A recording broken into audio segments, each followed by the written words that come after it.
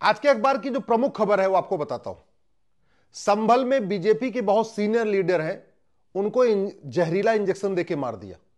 दूसरी खबर बिहार से है कि चोर आए और 25 करोड़ रुपए का सोना लूट ले गए। तनिष्क का शोरूम था, उसको पूरा लूट लिया उन्होंने। तीसरी खबर यह है कि दिल्ली में बहुत बड़ी मात्रा में ड्रग पकड़ी गई है। चौथी खबर झारखंड से है, वहां पे जो घुसपैठिए पकड़े गए हैं उनके जो सारे के सारे फर्जी डॉक्यूमेंट पाए गए। और जो पांचवी सबसे इंपॉर्टेंट खबर वो केरल से है कि 400 लड़कियां लव जिहाद का शिकार हो गई हैं।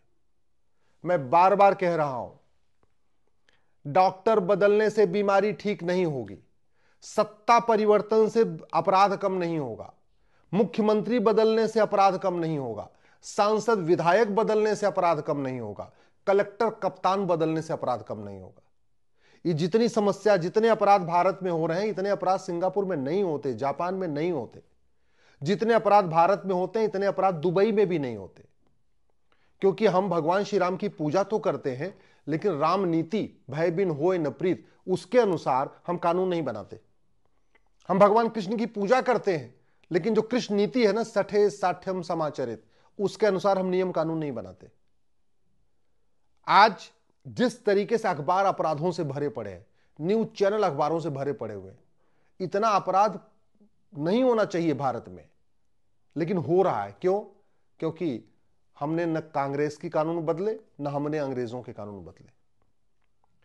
400 बेटियां लव जिहाद के शिकार केरल में हुई हैं। मैं इसके पहले भी कई बार कह चुका हूं, प्रतिदिन 1000 बेटियां लव जिहाद का शिकार हो रही हैं पूरे देश में। उसमें से 400 अकेले तो केरल में आपकी आज के अखबार में निकला हुआ है। पीसी जार साहब ने बाकायदा प्रेस कॉन्फ्रेंस करके आरोप लगाया। 1000 बेटियां प्रतिदिन लव जिहाद का शिकार हो रही हैं। क्यों? क्योंकि हम जो लव जिहाद में पकड़े जाते हैं, उनका narco polygraph brain mapping test नहीं करते, उनके मददगारों के का narco polygraph brain mapping test नहीं करते, उनके खिलाफ हम एनएसए नहीं लगाते, यूएपीए नहीं लगाते, वेजिंग वॉर नहीं लगाते, देशद्रोह नहीं लगाते, गैंगस्टर नहीं लगाते। हम लव जिहाद करने वालों की ना 100% प्रॉपर्टी जब्त करते हैं, ना उनकी नागरिकता खत्म करते हैं, ना उनको आजीवन कारावास फांसी देने की व्यवस्था करते। और एक बात और, लव जिहाद पूरे देश में हो रहा है, लेकिन कानून कुछ राज्यों में है। तो समस्या अगर राष्ट्रीय हो तो कानून संसद में बनना चाहिए। तरीका यह है कि ये जो भारतीय न्याय संहिता बनी है बीएनएस, इसी में एक चैप्टर जोड़ दिया जाए, offence relating to wrongful marriage, deceitful marriage, ठीक है, या इस तरीके से कुछ भी एक चैप्टर जोड़ दिया जाए जो लव जिहाद को कंट्रोल करने के लिए हो, तो वही पूरे देश में अपराध हो जाएगा। लेकिन वो हुआ नहीं है। इसी तरीके से जो दूसरी घटना आई है, संभल में एक बड़े नेता को इंजेक्शन देके मार दिया। क्यों? अब ये तारीख पे तारीख चलती रहेगी, तो रोज हत्या हो रही है, रोज बलात्कार हो रहे हैं, तारीख पे तारीख चलता रहता है। अगर हमारे पास नार्को पॉलीग्राफ ब्रेन मैपिंग कानून हो, जैसे ही अपराधी पकड़ा जाए उसका हम टेस्ट कर ले, टेस्ट करके पता कर ले, और सीधे सीधे जज उसको सजा दे देंगे। 3-3 महीने में सजा हो सकती है, 4-4 महीने में सजा हो सकती है, 1-1 महीने में सजा हो सकती है। लेकिन हम नार्को पॉलीग्राफ ब्रेन मैपिंग कानून नहीं बना रहे। क्यों? क्योंकि उससे नेता भी पकड़े जाएंगे, नौकरशाह भी पकड़े जाएंगे। उससे जो हजारों करोड़ का प्रॉपर्टी इकट्ठा करके नेता नौकरशाह बैठे हुए हैं, उनका narco polygraph brain mapping test भी हो जाएगा, तो वो पकड़े जाएंगे। कानून बनाने वाले वही नेता नौकरशाह है, इसलिए नार्को पॉलीग्राफ ब्रेन मैपिंग कानून बन नहीं रहा। क्योंकि झूठ सबकी पकड़ में आएगी। ऐसा तो नहीं होगा कि हाँ कुछ लोगों की झूठ पकड़ में आएगी, कुछ नहीं। कानून बनेगा तो सबका narco polygraph brain mapping test होगा, इसलिए कानून नहीं बन रहा। आप सोचिए, बिहार पिछड़ा हुआ है, बड़े मुश्किल से वहां पे एक तनिष्क ने अपना शोरूम खोला था। अगर वो शोरूम ठीक ठाक चलता रहता तो और भी लोग आके अपना शोरूम खोलते और वहां एजेंसीज खुलती, तो बिहार में गरीबी कम होती। एक शोरूम बड़े मुश्किल से खुला था, उसको लूट लिया, 25 करोड़ का सोना लूट लिया। अब तो दोबारा वहां बिहार में कोई अपना शोरूम नहीं खोलेगा तो बेरोजगारी बढ़ेगी। अब बेरोजगारी बढ़ेगी तो अराजकता बढ़ेगी। क्यों लूट लिया? क्योंकि आज तक हमने कोई ऐसा कानून बनाया नहीं कि जो चोरी करेगा, डकैती करेगा, उसकी हम प्रॉपर्टी जब्त करेंगे, उसकी नागरिकता खत्म करेंगे और आजीवन कारावास फांसी देंगे। जो अपराध पैसे के लिए होता है, जब तक उसमें 100% प्रॉपर्टी जब्त करने का प्रावधान नहीं होगा और सिटीजनशिप खत्म करने का प्रावधान नहीं होगा, तब तक खौफ नहीं पैदा होगा। और कानून कठोर भी हो, लेकिन जब तक सजा 3 महीने 4 महीने में नहीं होगी, तब तक खौफ नहीं पैदा होगा। तो कानून कठोर हो और सजा जल्दी जल्दी मिले तो खौफ पैदा होगा, और ये हो सकता है। जस्टिस विद इन ईयर बहुत संभव है। जैसे आपका धर्मांतरण की घटना आई है छत्तीसगढ़ से। क्यों हो रहा है धर्मांतरण? क्योंकि हमने धर्मांतरण कराने वालों की जो फंडिंग आ रही है, उसको फंडिंग हमने रोकने की व्यवस्था नहीं की। एफसीआरए कानून 2010 में कांग्रेस ने बनाया था फंडिंग कराने के लिए, वो कानून खत्म नहीं हुआ तो फंडिंग आ रही है। हवाला का कानून हमारा घटिया था, हवाला के जरिए फंडिंग आ रही है। दिल्ली में ड्रग पकड़ी गई है, क्यों? क्योंकि आज तक हमने किसी ड्रग स्मगलर को फांसी दिया ही नहीं। और क्यों नहीं दिया? हमारे पास कानून नहीं है। किसी ड्रग स्मगलर की आज तक नागरिकता नहीं खत्म हुई, क्यों? क्योंकि ऐसा हमारे पास कानून ही नहीं है। किसी आज तक ड्रग स्मगलर की 100% प्रॉपर्टी नहीं जब्त हुई, क्योंकि हमारे पास ऐसा कानून ही नहीं है। भारत में कानून का राज है, किसी नेता का राज नहीं है भारत में, किसी पार्टी का राज नहीं भारत में। भारत का संविधान कहता है कि भारत में कानून का राज है, और कानून घटिया है।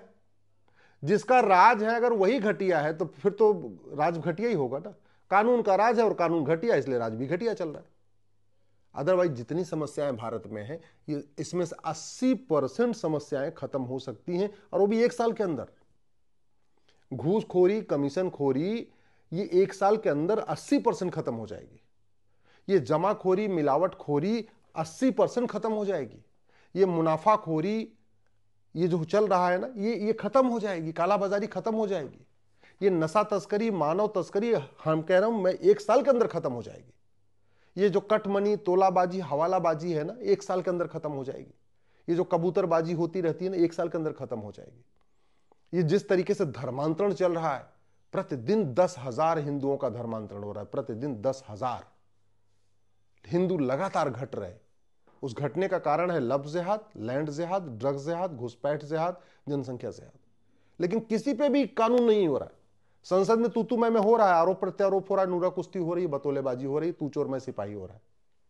लेकिन पुलिस रिफॉर्म पे चर्चा नहीं हो रही, जुडिशियल रिफॉर्म पे चर्चा नहीं हो रही है, टैक्स रिफॉर्म पे चर्चा नहीं हो रही है, एजुकेशन रिफॉर्म पे चर्चा नहीं हो रही, सिटीजन चार्टर लागू करने पर चर्चा नहीं हो रही, पुलिस चार्टर लागू करने पर चर्चा नहीं हो रही, जुडिशियल चार्टर लागू करने पर चर्चा नहीं हो रही, एडमिनिस्ट्रेटिव चार्टर पर चर्चा नहीं हो रही, भ्रष्टाचार के मूल कारण अस्थायी समाधान पर चर्चा ही नहीं हो रही, संसद में नशा तस्करी के मूल कारण अस्थायी समाधान पर चर्चा नहीं हो रही, इस बात पे चर्चा नहीं हो रही कि सिंगापुर में ड्रग स्मगलिंग 0 है और भारत में इतनी ज्यादा क्यों है। चर्चा नहीं हो रही है।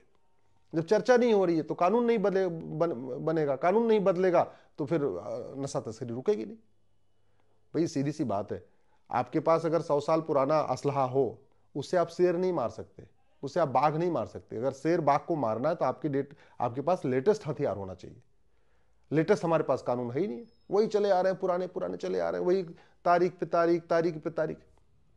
सबसे दुख की बात इसी है कि भारत में झूठ बोलना पहले महापाप माना गया। झूठ बोलना सबसे बड़ा अपराध था।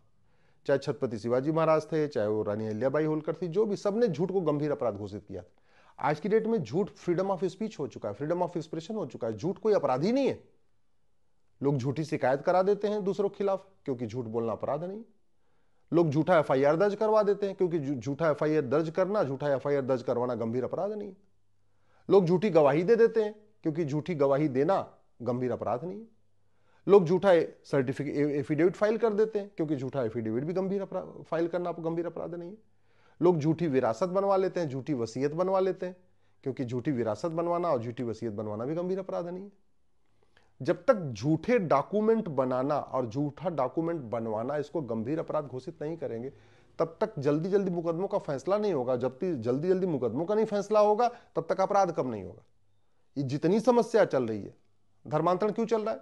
क्योंकि फंडिंग आ रही है, विदेशों से आ रही है, एफसीआरए के जरिए आ रही है, खाड़ी देशों से हवाला के जरिए आ रही है। भारत के अंदर जो ड्रग के जरिए पैसा आ रहा है, उससे फंडिंग चल रही, तो धर्मांतरण रुक ही नहीं रहा। और वैसे भी धर्मांतरण राष्ट्रीय समस्या है, लेकिन हमारे इस बीएनएस में एक चैप्टर होना चाहिए ऑफेंस रिलेटेड टू कन्वर्जन, है ही नहीं। जो समस्या राष्ट्रीय स्तर की हो, प्रत्येक राज्य में हो, उसके लिए राज्यों को कानून नहीं बनाना चाहिए। क्षेत्रीय समस्या हो, 2-4 जिले में हो, एक राज्य में हो, तो उस राज्य में कानून बनना चाहिए। लेकिन जो समस्या कई राज्यों में है, राष्ट्रीय स्तर पे है, उसका कानून तो फिर केंद्र संसद में बनना चाहिए। कायदे से लव जिहाद के लिए एक चैप्टर इसमें बीएनएस में जोड़ना चाहिए। लैंड जिहाद पूरे देश में हो रहा है, इसलिए एक चैप्टर लैंड जिहाद के लिए बीएनएस में होना चाहिए। धर्मांतरण पूरे देश में हो रहा है, इसलिए धर्मांतरण के लिए एक चैप्टर बीएनएस में होना चाहिए। घुसपैठ पूरे देश में हो रही है, तो इसलिए बीएनएस में एक चैप्टर होना चाहिए ऑफेंस रिलेटेड टू इन्फिल्ट्रेशन। जनसंख्या विस्फोट पूरे देश में हो रहा है, उसके लिए एक चैप्टर इसमें होना चाहिए। तो जो समस्याएं राष्ट्रीय स्तर पे है, जिन समस्याओं के कारण भारत लगातार खतरे में आ रहा है, उनका समाधान तो संसद में होना चाहिए। दुर्भाग्यवश संसद में बस वही तू मैं, आरोप प्रत्यारोप, नूरा कुश्ती, बतौलेबाजी, तू चोर मैं सिपाही वाला खेल चल रहा है।